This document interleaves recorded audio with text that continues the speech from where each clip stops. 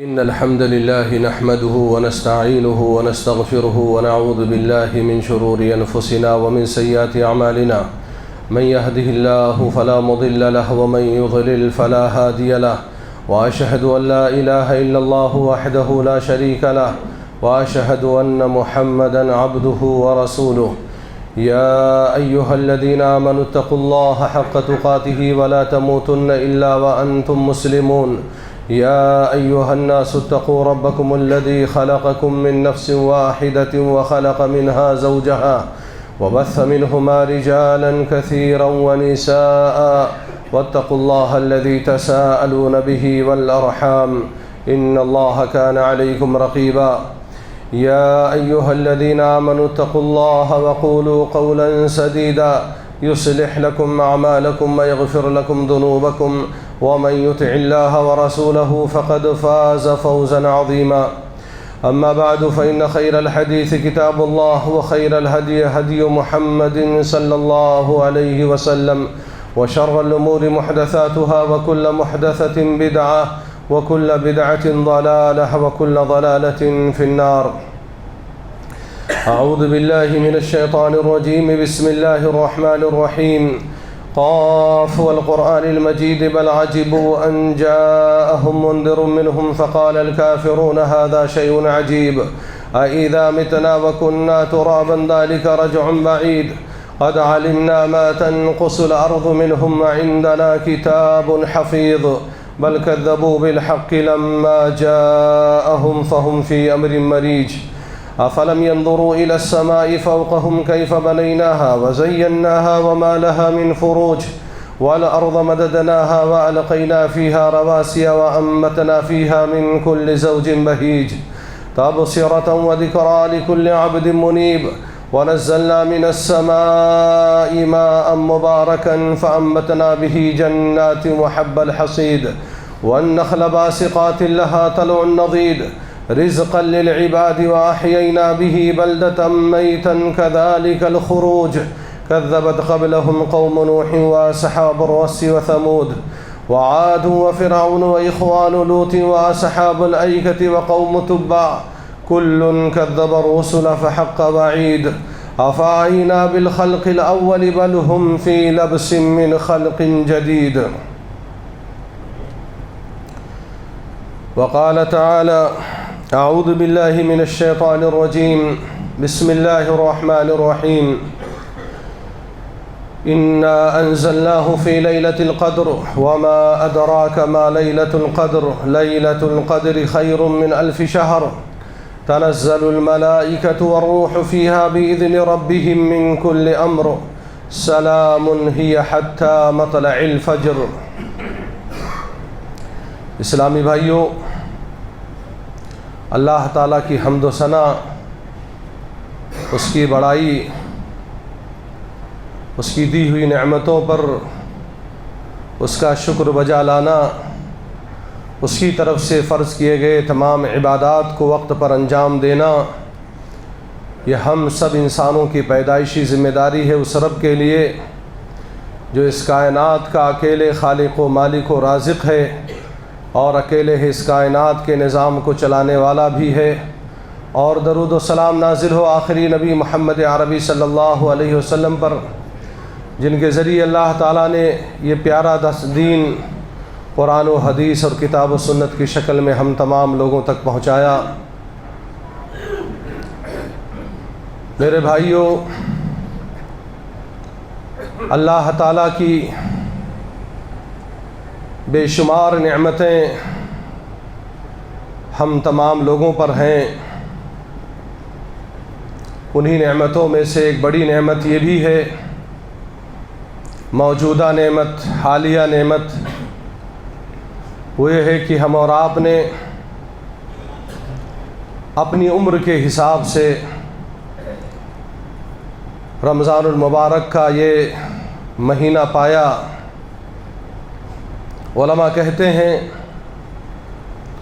کہ جہاں انسان کو اللہ تعالیٰ کی طرف سے دی ہوئی بہت ساری نعمتوں پر اس کا شکر ادا کرنا چاہیے، وہیں پر اسے اس بات کا بھی شکر ادا کرنا چاہیے کہ اللہ رب العالمین نے اسے رمضان المبارک کے مہینے سے ملا دیا۔ رمضان تک اللہ تعالیٰ نے صحت اور تندرستی کے ساتھ پہنچا دیا، اس لیے کہ بہت سارے لوگ تھے،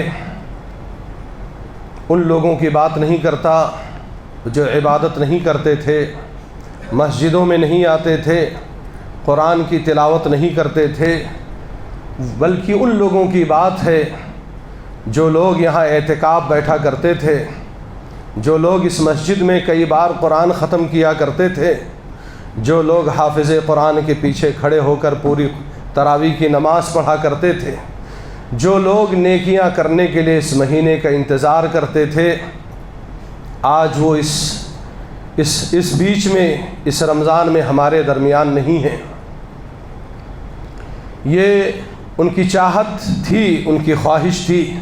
ایسے ہی بہت سارے لوگ ہم میں ایسے بھی ہیں جو پچھلے رمضان میں صحت مند تھے، تندرست تھے، اپنے پیروں پر کھڑے ہوئے تھے، اپنے پیروں سے چل کر کے مسجد میں آیا کرتے تھے، افطاری کرتے اور کرواتے تھے، مگر بیماریوں نے ان کو اپنے لپیٹ میں لے لیا، اس لیے وہ تراویح کی نماز جماعت کے ساتھ اسی طریقے سے رمضان المبارک کا یہ روزہ وہ نہیں رکھ سکتے ہیں۔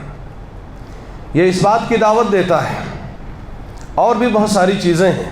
کچھ ایسے بھی بدنصیب ہیں جو رمضان المبارک جیسا مہینہ پا کر کے اس مہینے کی ناقدری کرتے ہیں، لیکن ہم ان کی تفصیل میں نہیں جاتے ہیں۔ ہم ان لوگوں کو یاد کرتے ہیں جو لوگ عبادت گزار تھے اور جن کی خواہش اور تمنا تھی کہ وہ لوگ پھر رمضان پائیں گے، پھر دوبارہ اللہ تعالیٰ کو خوش کرنے کے لیے اس کی عبادت کریں گے، مگر وہ یا تو ہیں نہیں، یا تو ہیں تو عبادت کرنے سے معذور ہیں۔ اللہ رب العالمین سے دعا ہے کہ اللہ تعالیٰ ایسے لوگوں کی جو اس دنیا سے جا چکے ہیں ان کی مغفرت فرمائے، اور جو لوگ بیمار ہیں اللہ تعالیٰ انہیں شفائے کامل عاجل عطا فرمائے۔ اور یہ کوئی نئی بات نہیں ہے کہ ہم اور آپ رمضان المبارک کے پانے پر اللہ تعالیٰ کا شکر ادا کریں۔ صحابہ کرام کے بارے میں حضرت یحییٰ ابن کثیر رحمہ اللہ کہتے ہیں کہ صحابہ کرام باقاعدہ سال میں جہاں بہت ساری دعائیں مانگتے تھے اللہ تعالیٰ سے، ان میں سے ایک دعا ان کی یہ بھی رہتی تھی، اللہم سلمنا الی رمضان وسلم لنا رمضان، اے اللہ تو ہمیں رمضان تک صحیح سالم رکھنا، رمضان تک اے اللہ تو ہمیں صحت و تندرستی کے ساتھ رکھنا، اور رمضان کو بھی ہمارے لیے محفوظ رکھنا۔ اور بعض روایتوں میں آتا ہے وہ اس طرح دعا کرتے تھے، اللہم بلغنا رمضان، اللہم بلغنا رمضان، اے اللہ تو ہمیں رمضان کے مہینے سے ملا دے، اے اللہ تو ہمیں رمضان کے مہینے تک پہنچا دے۔ جہاں بہت ساری دعائیں مانگتے تھے اللہ تعالیٰ سے، انہی میں سے ایک دعا ان کی یہ بھی ہوتی تھی کہ اللہ تو ہمیں رمضان تک پہنچا دے، رمضان المبارک کے مہینے سے ملا دے۔ علامہ ابن الجوزی رحمہ اللہ اس امت کے ایک بڑے عالم گزرے ہیں، وہ ایک جگہ اپنی کتاب التبصرہ کے اندر لکھتے ہیں، تاللہ لو قیل لأہل القبور تمنوا لتمنوا یوما من رمضان، اللہ کی قسم اگر آج دنیا میں جتنے مردے قبروں میں دفن ہیں، جتنے لوگ مر کر کے قبروں میں دفن کیے جا چکے ہیں، ان سے اگر پوچھا جائے کہ آپ کی کوئی تمنا ہے، آپ کی کوئی اچھا ہے، آپ کی کوئی خواہش ہے تو بتاؤ، تو سارے مردے قبر میں سارے مدفون لوگ ایک آواز ہو کر کے کہیں گے کہ ہمیں رمضان کا ایک دن مل جائے، ہمیں رمضان کا ایک دن مل جائے۔ ایک طرف زندے صحابہ کرام، تابعین، تبع تابعین زندگی میں دعا مانگ رہے ہیں، اللہم بلغنا رمضان، اللہم سلمنا الی رمضان، اور دوسری طرف مردے بھی اس بات کی تمنا کر رہے ہیں، اس بات کی خواہش کر رہے ہیں کہ اگر انہیں رمضان کا ایک دن مل جائے۔ اور یہ بات صحیح بھی ہے۔ ایک حدیث جسے امام طبرانی نے اپنی کتاب اوسط میں، اور جسے علامہ ناصر الدین البانی رحمہ اللہ نے اپنی کتاب صحیح الجامع میں ذکر کر کے اس کو صحیح قرار دیا ہے، پیارے نبی جناب محمد عربی صلی اللہ علیہ وسلم کا گزر ایک قبر کے پاس سے ہوتا ہے۔ آپ صلی اللہ علیہ وسلم لوگوں سے پوچھتے ہیں، من صاحب هذا القبر، یہ قبر والا کون ہے؟ تو لوگ کہتے ہیں کہ یہ فلاں آدمی ہے۔ پیارے نبی جناب محمد عربی صلی اللہ علیہ وسلم کہتے ہیں، رکعتانی خفیفتانی الی هذا احب من بقیت دنیاکم، اے لوگوں یہ آدمی جو مر کر کے قبر میں جا چکا ہے، دفن کیا جا چکا ہے، اس کی نماز جنازہ پڑھائی جا چکی ہے، اس کے نزدیک اس وقت 2 رکعت ہلکی نماز، وہ حافظ قرآن کی لمبی تلاوت والی تراویح کی نماز نہیں، وہ جمعہ کے دن فجر والی سورہ سجدہ اور سورہ دہر والی تلاوت نہیں، بلکہ ہلکی 2 رکعت نماز آج اس قبر والے کے نزدیک تمہاری پوری کائنات سے کہیں زیادہ بہتر ہے، تمہاری پوری کائنات سے کہیں زیادہ بہتر ہے۔ علامہ ناصر الدین البانی رحمہ اللہ نے اس حدیث کو صحیح قرار دیا ہے۔ گویا امام ابن الجوزی رحمہ اللہ نے جو بات کہی ہے کہ اللہ کی قسم اگر آج مردوں سے کہا جائے، قبر والوں سے کہا جائے کہ آپ لوگوں کی کوئی تمنا ہو، آپ لوگوں کی کوئی خواہش ہو تو آپ اس کی تمنا کر لو، تو سارے قبر والے رمضان کے ایک دن کی تمنا کریں گے۔ اس پہلو پر کافی غور کیا گیا، اور ہم لوگ چونکہ جمعہ کا خطبہ دیتے ہیں، آپ لوگ ماشاءاللہ غور سے سنتے ہیں، دعوت بھی دیتے ہیں، تو ہماری یہ خواہش ہوتی ہے، ہماری یہ کوشش ہوتی ہے کہ آپ لوگوں کے لیے وہ باتیں جو قرآن و حدیث سے ثابت ہیں، مستند ہیں، معتبر ہیں، آپ لوگوں کے سامنے بیان کیا جائے۔ جب علامہ ابن الجوزی رحمہ اللہ کی اس بات پر غور کیا گیا کہ مردے بھی تمنا کریں گے، زندے بھی دعا کرتے تھے، تو پتہ یہ چلا کہ رمضان کا جو مہینہ ہے واقعی میں یہ بہت عظیم مہینہ ہے، بہت ہی بابرکت مہینہ ہے۔ اسی مہینے کے بارے میں تو صحابہ کرام کہتے ہیں کہ پیارے نبی جناب محمد عربی صلی اللہ علیہ وسلم اس مہینے کی آمد کی باقاعدہ خوشخبری سناتے تھے۔ قد جاءکم رمضان، اے لوگوں دیکھ نہیں رہے ہو، رمضان کا مہینہ آ چکا ہے، حالانکہ ابھی وہ آیا نہیں تھا، آنے والا رہتا تھا، لیکن پیارے نبی صلی اللہ علیہ وسلم لوگوں کے انتباہ، لوگوں کی توجہ اور لوگوں کو تیار رہنے کے لیے یہ بات کہتے تھے خوشخبری سناتے ہوئے، قد جاءکم رمضان، اے لوگوں رمضان کا مہینہ آ چکا ہے۔ آپ جانتے ہیں اس مہینے کے روزے کی اہمیت کیا ہے، اس مہینے کے اندر پائی جانے والی عبادتوں کی اہمیت کیا ہے؟ مردے کیوں تمنا کرتے تھے، یا مردے کیوں تمنا کرتے ہیں، زندے کیوں دعا کرتے تھے؟ ایک حدیث ہے پیارے نبی جناب محمد عربی صلی اللہ علیہ وسلم کی، ما من عبد یصوم یوما فی سبیل اللہ الا باعد اللہ بذلک اليوم وجہہ عن النار 70 خریفا۔ کوئی بندہ اللہ کے راستے میں صرف ایک دن کا روزہ رکھ لے، تو اللہ تعالیٰ اس ایک دن کے روزے کے بدلے میں اس کے چہرے کو جہنم کی آگ سے 70 سال کی مسافت کے برابر دور کر دیتا ہے۔ اور ایک دوسری حدیث میں پیارے نبی صلی اللہ علیہ وسلم فرماتے ہیں، من صام یوما فی سبیل اللہ جعل اللہ باعد اللہ منہ جہنم مسیرۃ 100 عام۔ جو آدمی ایک دن کا روزہ اللہ کے راستے میں رکھتا ہے، اللہ تعالیٰ اس کے چہرے کو جہنم کی آگ سے 100 سال کی مسافت کے برابر دور کر دیتا ہے۔ ایک تیسری حدیث میں پیارے نبی صلی اللہ علیہ وسلم ارشاد فرماتے ہیں، من صام یوما فی سبیل اللہ جعل اللہ بینہ وبین النار خندقا کما جعل بین السماء والارض۔ جو آدمی اللہ کے راستے میں ایک دن کا روزہ رکھتا ہے تو اللہ تعالیٰ اس کے درمیان اور جہنم کی آگ کے درمیان ایک اتنی چوڑی کھائی بنا دیتا ہے جتنی چوڑی کھائی یا دوری آسمان اور زمین کے درمیان ہے۔ مردے کیوں تمنا کر رہے ہیں کہ ہمیں رمضان کا ایک دن مل جائے؟ اس لیے کہ پیارے نبی جناب محمد عربی صلی اللہ علیہ وسلم ارشاد فرماتے ہیں کہ جب لوگوں کی روح نکال لی جاتی ہے، ان کو قبر میں دفن کر دیا جاتا ہے، دفن کرنے کے بعد 2 کالے کلوٹے سیاہ رنگ کے فرشتے آتے ہیں اور ان سے سوال و جواب ہوتا ہے۔ مومن بندہ تو سوال کے جواب میں کامیاب ہو جاتا ہے، لیکن کافر اور گنہگار جو ہے وہ فیل ہو جاتا ہے۔ فیل ہونے کے بعد کیا ہوتا ہے؟ جہنم کی ایک کھڑکی کھول دی جاتی ہے، جہنم کا ایک دروازہ کھول دیا جاتا ہے، جہنم کا بستر لگا دیا جاتا ہے۔ اب اس کے بعد اس کھڑکی سے، اس دروازے سے جہنم کی گرمی، اس کی تپش، اس کی حدت، اس کی شدت، وہ ساری چیزیں جو ہے وہاں سے آتی ہیں اس کو، تو وہاں پر وہ تمنا کرتا ہے کہ کاش رمضان کا ایک روزہ مل جائے کہ کم از کم 70 سال کے برابر میرا یہ چہرہ جہنم کی آگ سے محفوظ تو رہے گا۔ جی ہاں، اللہ تعالیٰ کا ہمیں اس بات پر شکر ادا کرنا چاہیے کہ اللہ تعالیٰ نے ہمیں رمضان المبارک کا مہینہ ملا دیا، ہم نے اس مہینے کو دوبارہ پا لیا، اور اس بات پر بھی اللہ تعالیٰ کا ہمیں شکر ادا کرنا چاہیے کہ اللہ تعالیٰ نے ہمیں اتنی زندگی دی، اللہ تعالیٰ نے ہمیں اتنی تندرستی دی، اللہ تعالیٰ نے ہمیں اتنی صحت دی کہ آج 20واں روزہ ہے، ہم لوگ 22 روزے تک، 22واں روزہ ہے، 22ویں روزے تک ہم اور آپ جو ہے زندہ ہیں، آخری عشرے میں ہم اور آپ داخل ہو چکے ہیں۔ پیارے نبی جناب محمد عربی صلی اللہ علیہ وسلم نے ایک حدیث کے اندر ارشاد فرمایا، من قام رمضان ایمانا واحتسابا غفر له ما تقدم من ذنبه، جس شخص نے رمضان میں تراویح کی نماز جماعت کے ساتھ ایمان کی حالت میں ثواب کی نیت سے، مسجد میں آنے کا مقصد یہ نہیں ہے کہ تعداد بڑھایا جائے، مسجد میں آنے کا مقصد یہ نہیں ہے اس کا کہ روٹین کے حساب سے، رسم و رواج کے حساب سے آیا ہے، بلکہ اس کا مقصد یہ ہے کہ اللہ تعالیٰ کے ہاں جو اجر و ثواب ہے اس کو پانے کے لیے اگر وہ آیا ہے تو پیارے نبی صلی اللہ علیہ وسلم ارشاد فرماتے ہیں غفر له ما تقدم من ذنبه، اس کے جتنے پچھلے گناہ ہیں اللہ تعالیٰ اس کو معاف کر دیتا ہے۔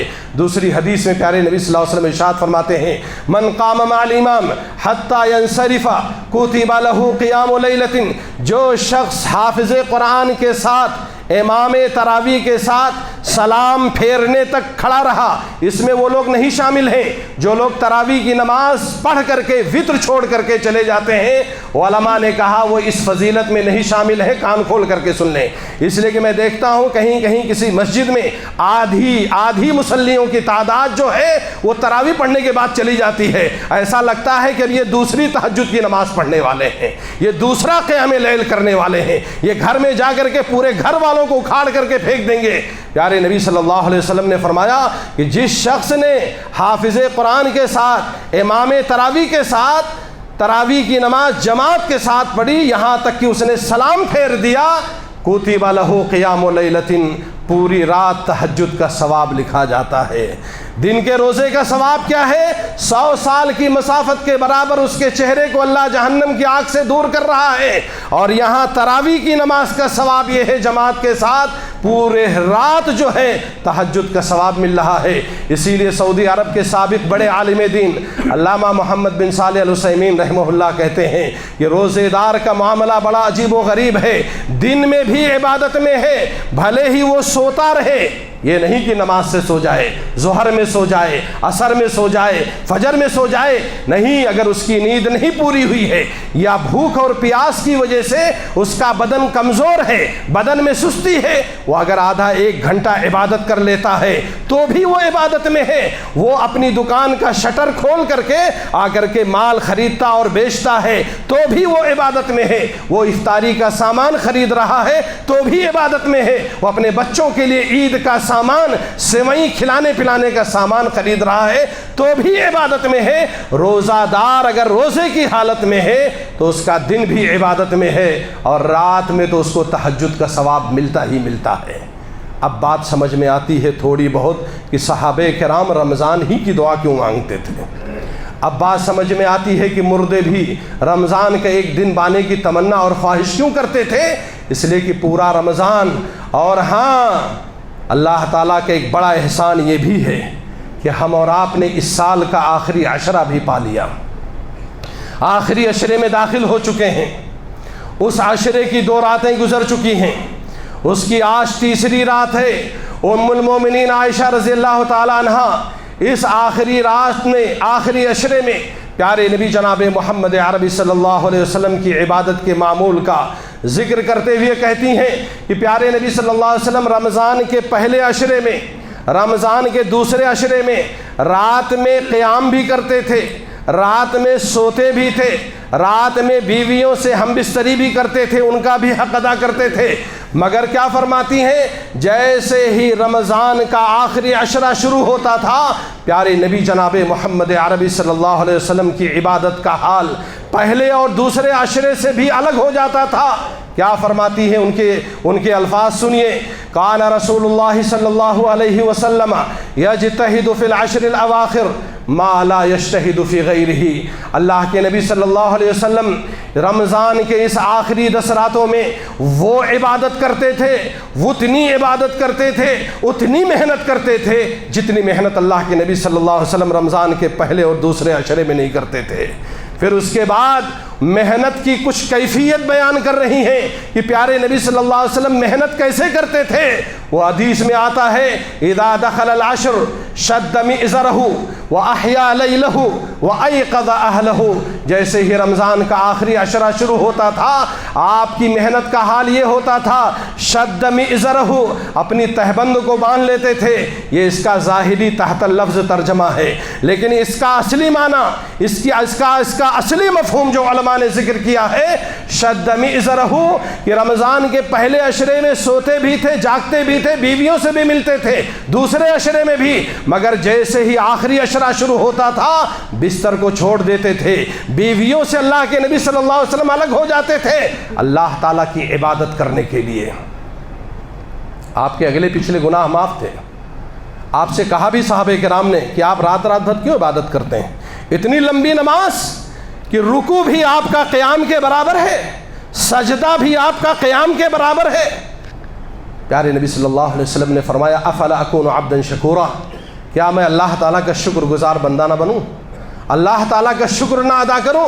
اللہ نے مجھے نبی بنایا، اللہ نے مجھے رسول بنایا، سماج میں اللہ تعالیٰ نے عزت دی، اللہ تعالیٰ نے صحیح سالم جسم و تندرستی دیا، کیا میں ان تمام چیزوں پر اللہ تعالیٰ کا شکر نہ ادا کروں؟ ہمارے گناہ تو بھی باقی ہیں، ہمارے پاپ تو بھی باقی ہیں۔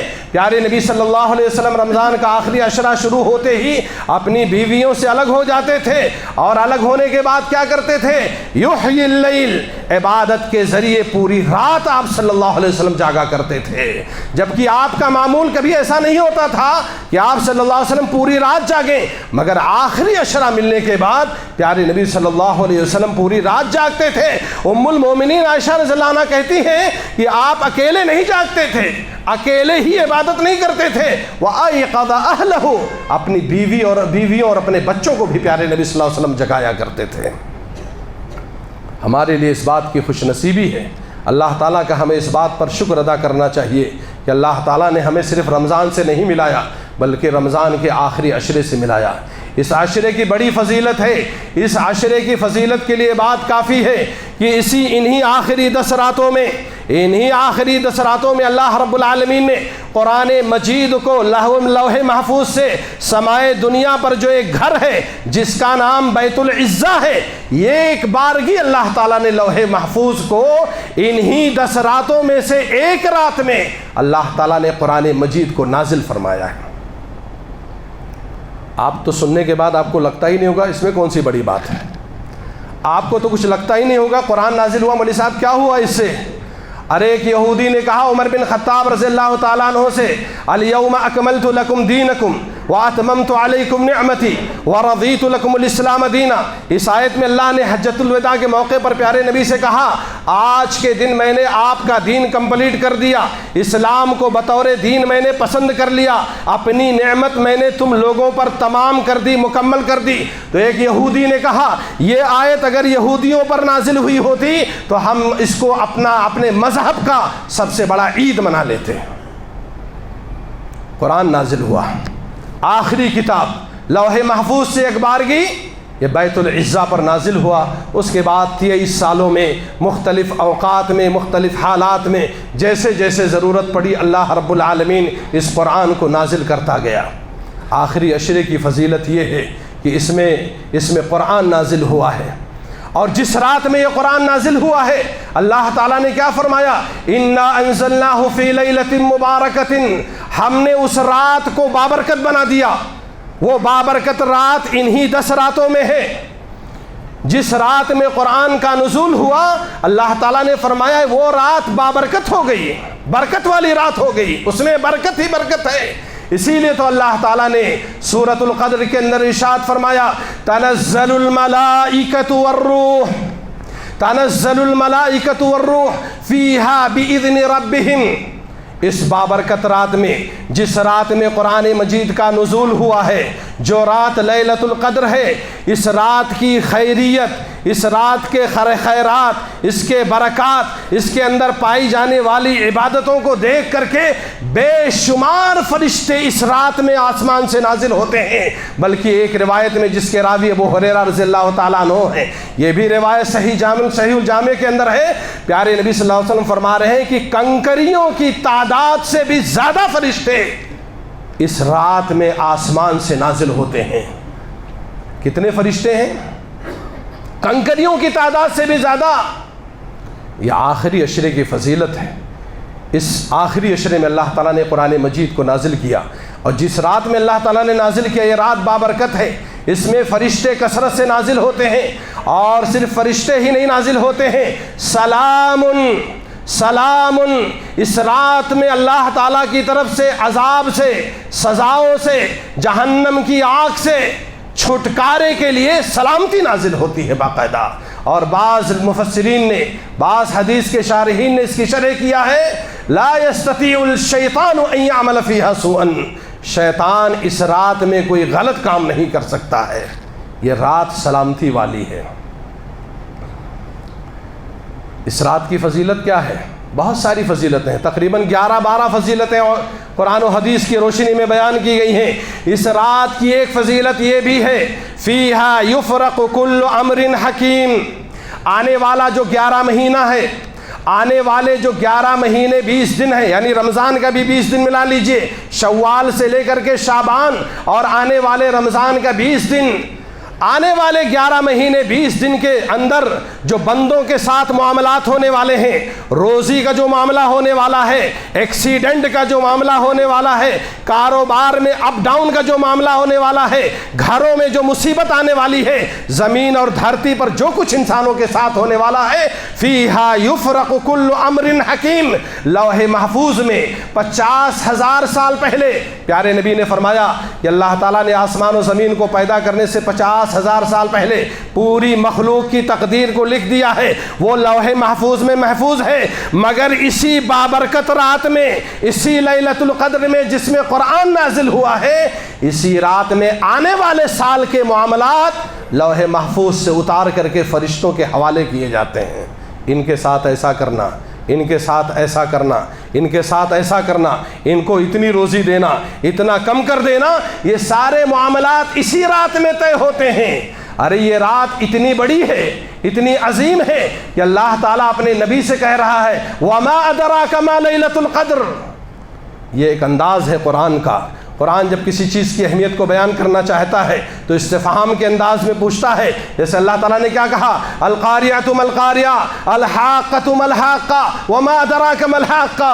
ارے یہ پیش آنے والی، یہ بجنے والی، کھنکھنانے والی، جھنجھوڑنے والی چیز کیا ہے، آپ کو پتہ بھی ہے؟ ایسے اللہ تعالیٰ کہتا وما ادراک ما لیلۃ القدر، آپ کو پتہ بھی ہے کہ لیلۃ القدر کیا ہے، یعنی ہے کوئی بڑی چیز۔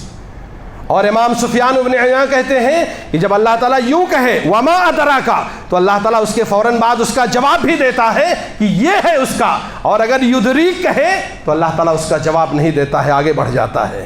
یہاں اللہ تعالیٰ نے اپنے نبی سے کہا لیلۃ القدر کی فضیلت کو بیان کرنے کے لیے وما ادراک ما لیلۃ القدر، آپ کو پتہ بھی ہے لیلۃ القدر کیا ہے۔ اس سے اس رات کی عظمت معلوم ہوتی ہے، اس کی اہمیت معلوم ہوتی ہے۔ اس کے فوراً بعد اللہ رب العالمین اس کا جواب دیتے ہوئے کہتا ہے لیلۃ القدر خیر من الف شہر۔ اے نبی صلی اللہ علیہ وسلم، لیلۃ القدر جانتے ہیں کیا ہے؟ لیلۃ القدر کے اندر کی جانے والی عبادت، نماز، قرآن کی تلاوت، ذکر و اذکار، دعائیں، یہ 1000 مہینے کی عبادت سے بہتر ہے۔ 1000 مہینہ کتنا ہوا؟ 83 سال 4 مہینے۔ اللہ کے نبی صلی اللہ علیہ وسلم کی ایک حدیث ہے، اعمار امتی ما بین 60 الی 70 واقلهم من یجوز ذلک، میرے امتیوں کی زیادہ تر عمر، زیادہ تر ایج، زیادہ تر زندگی جو ہوگی 60 اور 70 کے درمیان ہوگی۔ زیادہ تر میرے امتی 60 اور 70 کے درمیان زندہ ہو کر کے مر جائیں گے، بہت کم لوگ ہیں جو 60 اور 70 کو کراس کریں گے۔ گویا اس آیت میں اللہ تعالیٰ نے لیلۃ القدر کے اندر کی جانے والی عبادت اگر کسی کو مل جائے اور پوری زندگی اس کی نالائقی میں، بددینی میں، بے دینی میں، بدعملی میں، بے عملی میں، مسجد سے دوری میں اگر گزری ہے، اگر وہ ان راتوں کو پا جائے، اس میں لیلۃ القدر کو تلاش کر لے، تو ایسی صورت میں 83 سال 4 مہینے کی عبادت سے بہتر ہے۔ ویسے بھی ایک انسان جب پیدا ہوتا ہے تو 10 سال کو اس کو کچھ پتہ ہی نہیں چلتا۔ ہمارے ہاں تو 30 سال کے لوگ بھی بچے ہی مانے جاتے ہیں، ہمارے ہاں تو 30 سال کے لوگ بھی نابالغ ہی مانے جاتے ہیں، مسجد میں نہیں آتے ہیں، نابالغ ہیں۔ اور بہت سے لوگ تو اپنے بچوں کی شادیاں بھی 30 سال میں نہیں کرتے ہیں، بچہ ابھی چھوٹا ہے، ابھی کالج میں پڑھ رہا ہے۔ تو ہندوستان کے حساب سے، ہمارے مسلم سماج کے حساب سے 30 سال تو عقل آنے میں لگتی ہے، تو اس کے اعتبار سے یہ 83 سال 4 مہینے کی عبادت سے بہتر ہے۔ گویا اس امت کے اندر جو وہ کم لوگ جو زیادہ سے زیادہ ایج پانے والے ہیں، اگر ان لوگوں نے بھی بقیہ زندگی میں کوتاہی کیا اور اس رات میں عبادت کر لیا اور اللہ تعالیٰ نے ان کی عبادت قبول کر لیا، تو ایسی صورت میں وہ 83 سال 4 مہینے کی عبادت سے بہتر ہے۔ یہ لیلۃ القدر اللہ تعالیٰ نے اس کے عظمت کو ہمیشہ کے لیے بیان کرنے کے لیے علماء نے لکھا ہے کہ باقاعدہ ایک سورت ہی اس کے نام پر نازل کر دیا، انا انزلناہ فی لیلۃ القدر۔ اور علماء نے کہا کہ لیلۃ القدر کی اہمیت دیکھیے کہ 3 لائن کی یہ سورت ہے، 3 لائن کی سورت میں 3 بار لیلۃ القدر کا ذکر ہے۔ انا انزلناہ فی لیلۃ القدر وما ادراک ما لیلۃ القدر لیلۃ القدر خیر من الف شہر، یکے بعد دیگرے 3 بار ذکر کرنے کا مطلب یہ ہے کہ اس رات کی بہت زیادہ اہمیت ہے۔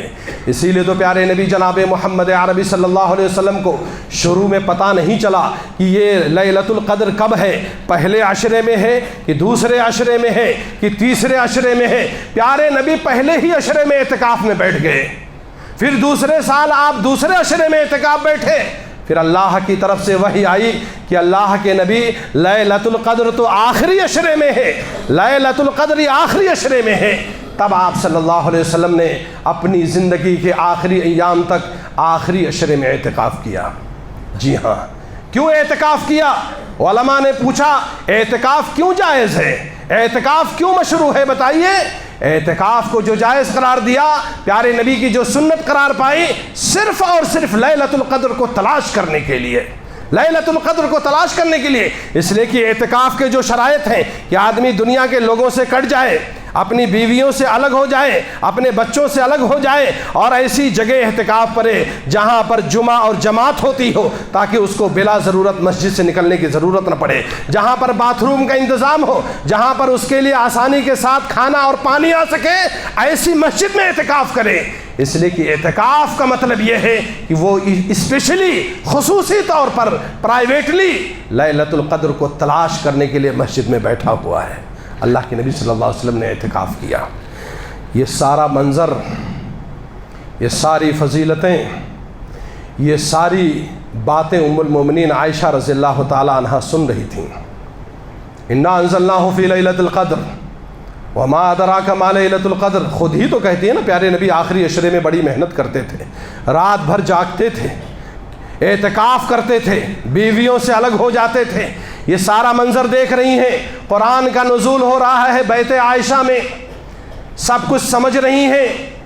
ہمارے استاد ٹکریا کے مولانا عبدالسلام مدنی رحمہ اللہ کہا کرتے تھے کہ عورتوں میں، مسلم خواتین میں، اسلامی تاریخ میں ام المؤمنین اما عائشہ رضی اللہ تعالیٰ عنہ سے زیادہ ذہین، عقل مند، دور اندیش اور اس امت کے لوگوں کے لیے اتنا زیادہ فائدہ مند اور سود مند کسی کو نہیں پایا گیا۔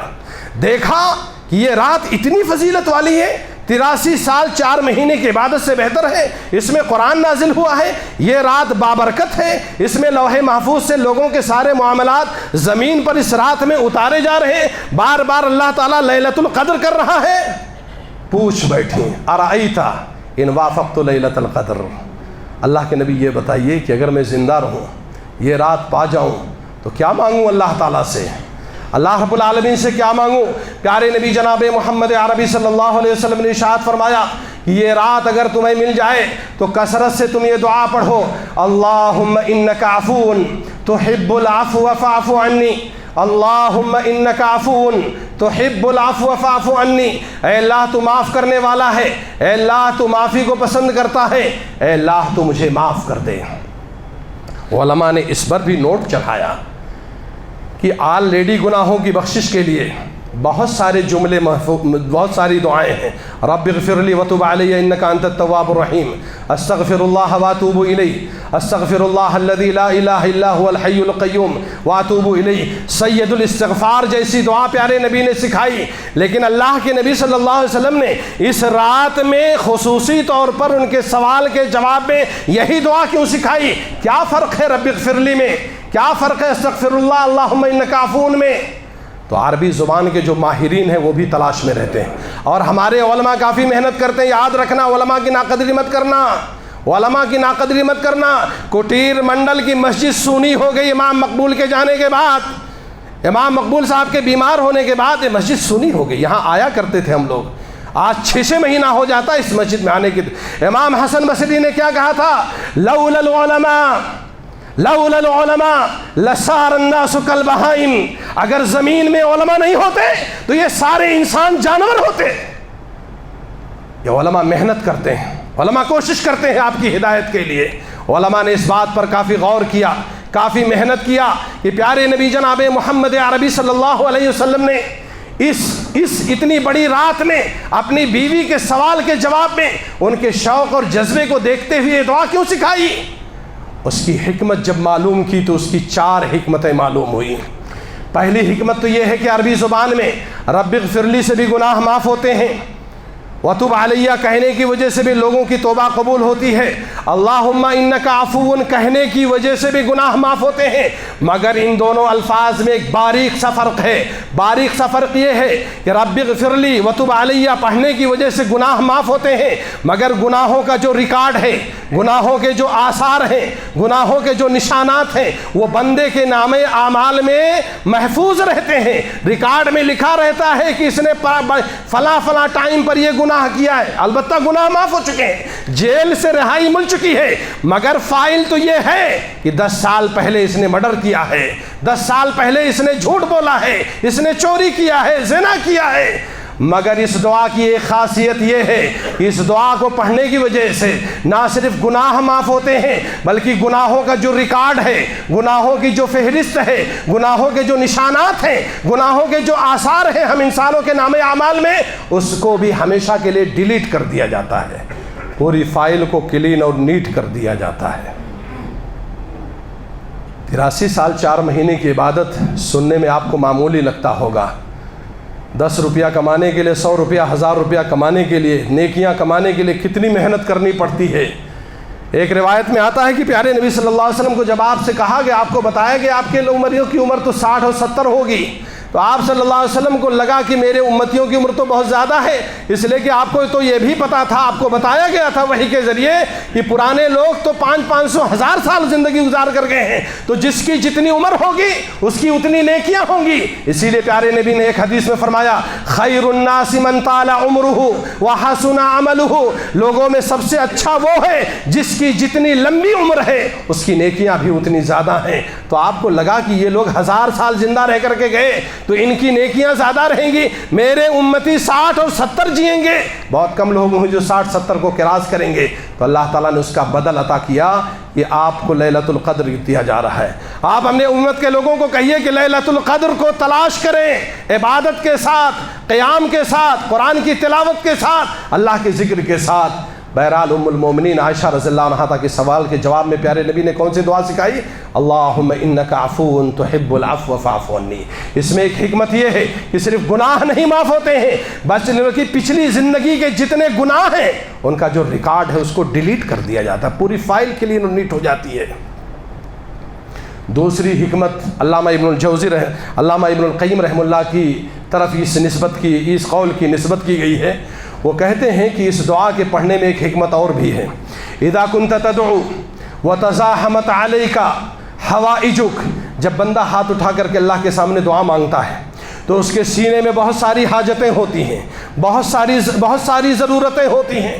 آدمی جب ہاتھ اٹھاتا ہے تو سوچتا ہے اپنے لیے مانگوں، پھر تھوڑی دیر کے بعد آتا ہے میری بیوی شوگر کی مریض ہے، بلڈ پریشر کی مریضہ ہے، لا اس کے لیے مانگوں. پھر تھوڑی دیر کے بعد یاد آتا ہے کہ کہ بیٹی جوان ہو چکی ہے، بالغ ہو چکی ہے، اس کی شادی کی ضرورت ہے، اس کے رشتے کے لیے اللہ تعالیٰ سے دعا مانگ لوں۔ پھر اسے خیال آتا ہے کہ چھوٹا بچہ جو ہے پڑھنے میں کمزور ہے، لا اس کی ذہانت کے لیے دعا مانگ لوں۔ پھر بڑے بچے کی فکر ہوتی ہے کہ بڑا بچہ MBA کر لیا، اب تک بے روزگار ہے، اب تک اس کے ہاتھ میں کوئی کاروبار نہیں ہے، لا اس کے لیے دعا مانگوں۔ جب آدمی ہاتھ اٹھاتا ہے اللہ کے سامنے دعا مانگنے کے لیے تو ایک سے ایک ضرورت، ایک سے ایک سوال، ایک سے ایک حاجت اس کے ذہن میں آتے ہیں اور انگڑائیاں لیتے ہیں، سوچتا ہے کہ مانگوں تو کیا کیا مانگوں۔ علامہ ابن القیم رحمہ اللہ کہتے ہیں ایک کام کرو، کچھ مانگو، ساری دعاؤں کو اکٹھا کر کے صرف ایک دعا مانگو، اللہم انک عفو تحب العفو فاعف عنی، اللہم انک عفو تحب العفو فاعف عنی۔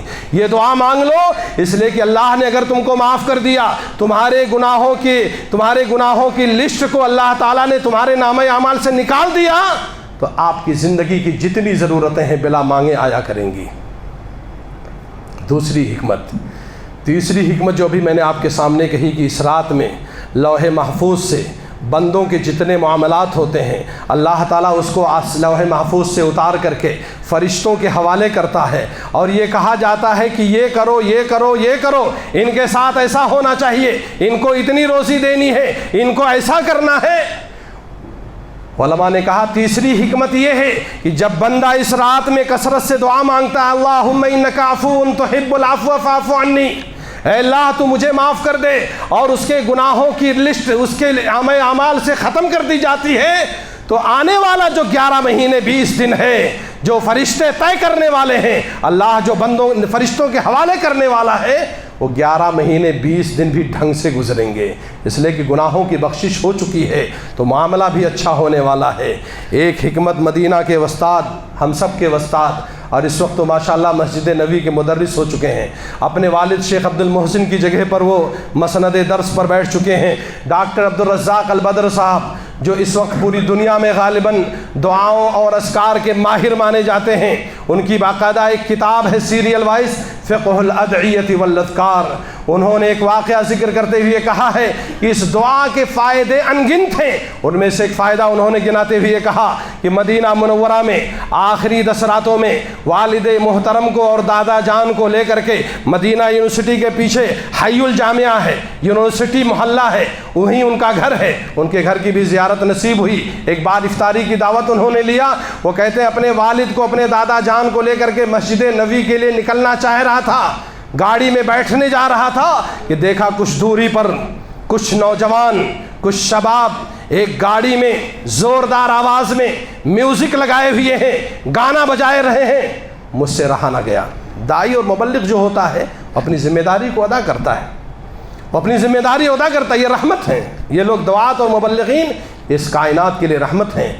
ڈاکٹر عبدالرزاق البدر کہتے ہیں مجھ سے رہا نہیں گیا، میں چل کر کے ان نوجوانوں کے پاس گیا اور بڑی ہی نرمی سے میں نے کہا کہ اب تو یہ رمضان کا مبارک مہینہ ہے، آپ لوگ مدینۃ الرسول میں ہیں اور وہ بھی رمضان کے آخری عشرے میں ہیں، جس عشرے کو تلاش کرنے کے لیے پیارے نبی نے اعتکاف کیا، کیا ہی اچھا ہوتا کہ آپ لوگ اس گانے بجانے کو بند کر دیتے اور مسجد میں چلتے، رات جاگتے اور پیارے نبی کی سنت کے حساب سے دعا مانگتے، اللہم انک عفو تحب العفو فاعف عنی، اللہم انک عفو تحب العفو فاعف عنی، چل کر کے دعا مانگتے، اللہ تعالیٰ آپ لوگوں کے گناہوں کو معاف کر دیتا۔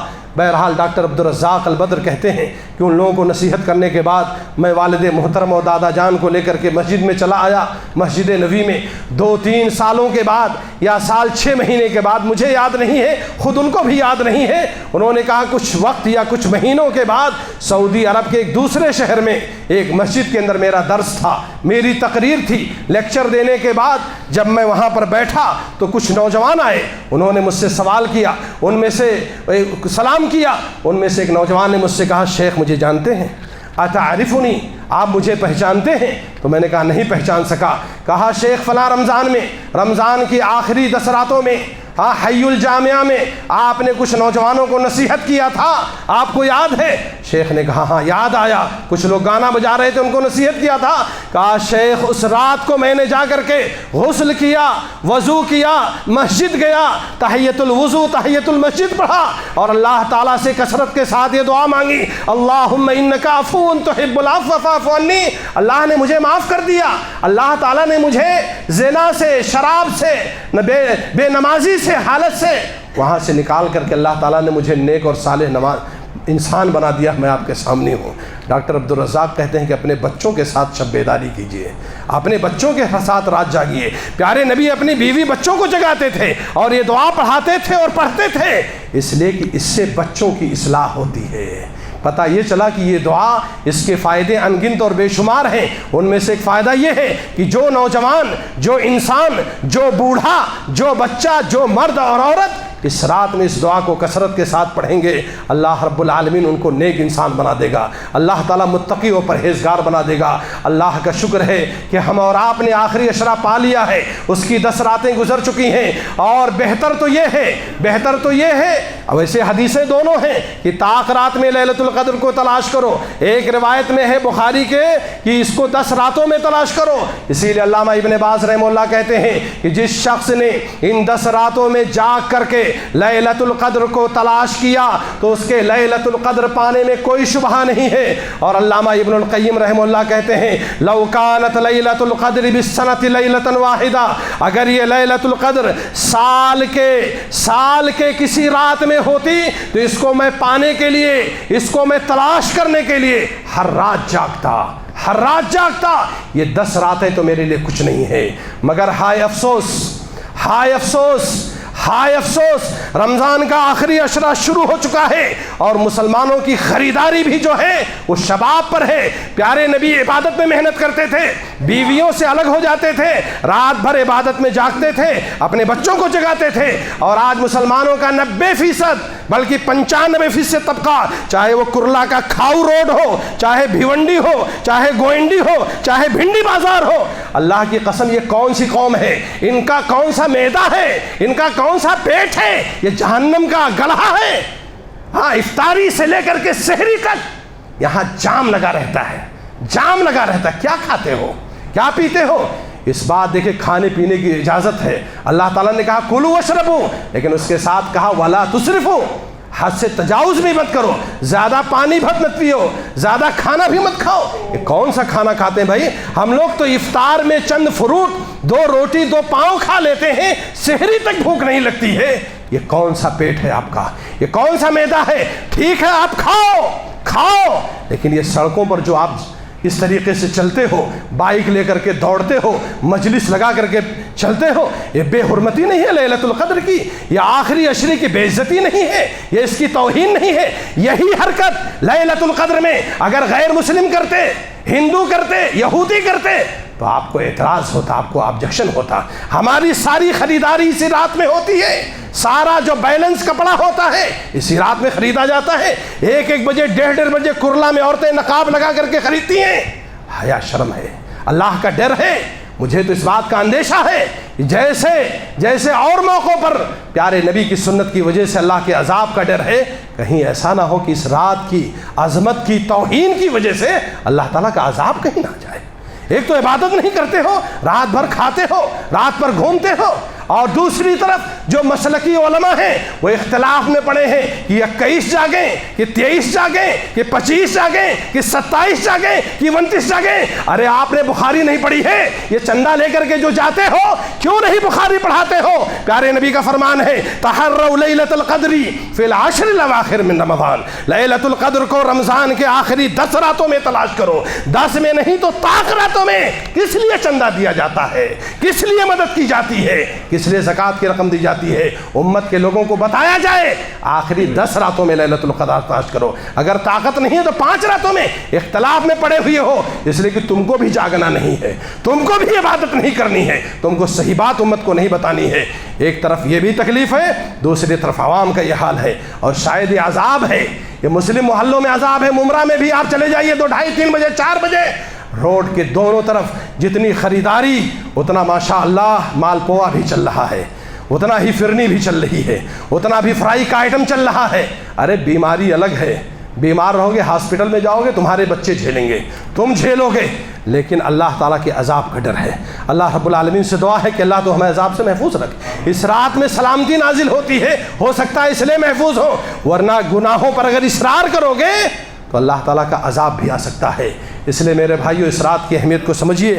بہت خوشی کی بات ہے، ساتھ میں تکلیف کی بھی بات ہے کہ ہمارے امام صاحب گاؤں سے چل کر کے آپ لوگوں سے ملنے کے لیے آ چکے ہیں، بیمار ہیں، آپ کی مسجد میں آ چکے ہیں۔ سب سے پہلے ہم دعا کرتے ہیں کہ اللہ تعالیٰ ان کو شفائے کامل عاجل عطا فرمائے، اللہ تعالیٰ ان کو مکمل صحت عطا فرمائے۔ وقت نہیں ہے، پیارے نبی صلی اللہ علیہ وسلم نے ایک دعا سکھائی ہے کہ جب بھی کسی مریض کی عیادت کرنے جاؤ تو یہ دعا 7 مرتبہ پڑھ لو، اگر اس مریض کی موت نہیں لکھی ہے تو اللہ تعالیٰ اس کو ضرور شفا دے گا۔ امام صاحب کے حق میں بھی یہ دعا مانگتے ہیں، اسأل اللہ العظیم رب العرش العظیم ان یشفیک، اللہ تعالیٰ آپ کو شفا عطا فرمائے۔ 7 مرتبہ جس مریض پر یہ دعا پڑھی جائے گی عیادت کے وقت اللہ تعالیٰ اس کو ضرور شفا دے گا اگر اس کی موت نہیں لکھی ہے۔ اور آپ لوگوں سے جو ہو سکے ان کا تعاون بھی کریں، اس لیے کہ انہوں نے 15-20 سال آپ لوگوں کے بیچ میں امامت کیا ہے، تو کم از کم یہ ہے کہ ایسے موقع پر ان کا خیال رکھا جائے، ان کو ان کی فیملی کو اکیلے نہ چھوڑا جائے، اور ایسے جتنے لوگ بھی ہیں جو سماج کے لیے کام کرتے ہیں، علم پھیلاتے ہیں، ان کا خیال رکھا جائے۔ اور دوسری طرف رمضان کا یہ آخری عشرہ ہے، اتنی ساری فضیلتیں ہیں میرے بھائیوں رمضان میں، آپ کی اس مسجد کو مت بھولیے۔ آپ کی یہ مسجد ماشاءاللہ میں دیکھ رہا ہوں ظاہری اعتبار سے اور معنوی اعتبار سے، ظاہری اعتبار سے بھی صاف ستھری ہے، نمازیوں کے لیے پنکھا، لائٹ اور اے سی، ٹھنڈی ہوا، بہترین قالین کا انتظام ہے، اور اس کے ساتھ میں معنوی اعتبار سے جمعہ کے خطبات کا انتظام ہے، دروس کا انتظام ہے، حفاظ کرام آ رہے ہیں، آپ لوگ پڑھ رہے ہیں۔ تو ایسی صورت میں اس مسجد کا خیال کیجئے، حفاظ کا خیال کیجئے، اماموں کا خیال کیجئے، اللہ تعالیٰ آپ کے مال میں بہت برکت دے گا۔ پیارے نبی صلی اللہ علیہ وسلم نے فرمایا ما نقص مال من صدقہ، صدقہ دینے کی وجہ سے مال کم نہیں ہوتا ہے، بلکہ اتنا دے دو، میں تو کہتا ہوں رمضان میں اتنا اسٹاک کر دو اپنی مسجد میں، یہ سال بھر چلتا رہے۔ رمضان میں دینے کی وجہ سے نفلی صدقے کا ثواب زیادہ ہے، اور وہ بھی آخری عشرے میں ہے، تو اتنا دے دو کہ پھر آپ لوگوں سے مانگنے کی ضرورت نہ پڑے، پھر اگر کبھی ضرورت پڑے گی تو مانگا جائے گا۔ ویسے بھی ماشاءاللہ امت مسلمہ کے لوگ بہت کشادہ ہاتھ ہوتے ہیں، کھاتے بھی ہیں، کھلاتے بھی ہیں، افطاری کرتے بھی ہیں، کرواتی ہیں۔ اللہ تعالیٰ سے دعا ہے کہ اللہ تعالیٰ آپ لوگوں کے ان اعمال کو قبول فرمائے، اللہ تعالیٰ ہمارے روزے کو، اللہ تعالیٰ ہمارے قیام لیل کو، قرآن کی تلاوت کو، صدقہ و خیرات کو، افطار کرانے کو، دیگر عبادات کو اللہ تعالیٰ قبول فرمائے، اور اللہ تعالیٰ ان راتوں کی ہمیں قدر سمجھنے کی توفیق عطا فرمائے۔ ان راتوں کو ابھی چند راتیں بچی ہوئی ہیں، ویسے پورے مہینے کو اللہ نے کہا ایام معدودات، چند ہی دن تو ہیں، پورے ایک مہینے کو اللہ نے کہا چند دن، اب یہ تو 8 یا 7 دن بچے ہوئے ہیں۔ اگر 29 کا چاند ہوا تو کمر کس لیجئے۔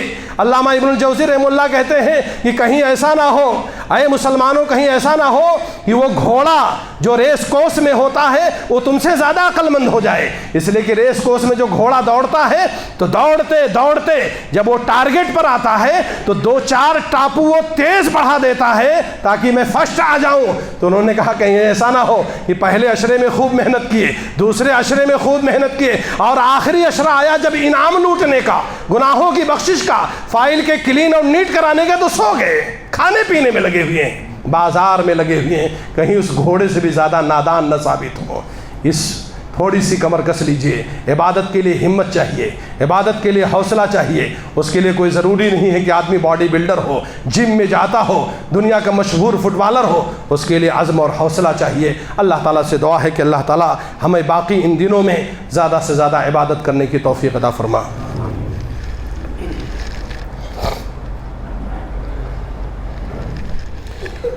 إن الحمد لله نحمده ونستعينه ونستغفره ونعوذ بالله من شرور أنفسنا ومن سيئات أعمالنا، من يهده الله فلا مضل له ومن يضلل فلا هادي له، وأشهد أن لا إله إلا الله وحده لا شريك له، وأشهد أن محمدا عبده ورسوله۔ إن الله يأمر بالعدل والإحسان وإيتاء ذي القربى وينهى عن الفحشاء والمنكر والبغي يعظكم لعلكم تذكرون، اذكروا الله يذكركم وادعوه يستجب لكم، ولذكر الله تعالى أعلى وأولى وأجل وأتم وأهم وأكبر۔